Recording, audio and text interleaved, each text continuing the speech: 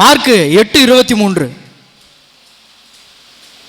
ஆண்டவர் மண்ணை குடைத்து குருடனுடைய கண்ணில் வைத்து பார்வை பெறுக அப்படின்னு சொல்றாரு. பார்வை பெறார். Praise the Lord. பார்வை பெற்றதற்கு காரணம் என்ன? மண்ணா? இல்லை. வேற என்ன? கேட்கல கேட்கல. விசுவாசம். மண் அல்ல.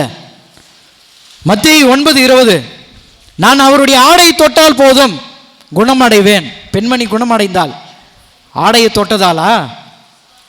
வேற எதனால? கேட்கல. விசுவாசத்தினால். லூக்கா 5:4.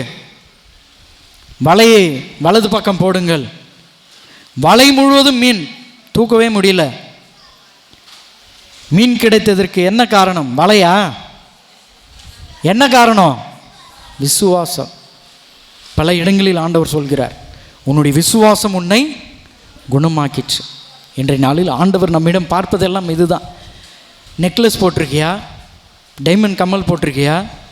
தங்க வளையல் போட்டிருக்கியா? பட்டு புடவை போட்டிருக்கியா? இதெல்லாம் கேட்கல.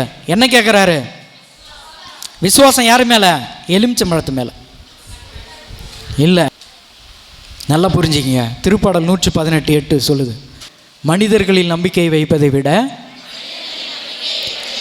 ஆண்டவரில் தஞ்சம் புகுவது நலம். Praise the Lord. Praise the Lord. பிரியமானவர்களே, இன்றைய நாளில் நம்பிக்கை மனுஷங்க மேலே வைக்காதீங்க. நம்பிக்கை யார் மேலே வைங்க? கடவுள் மேலே வைங்க.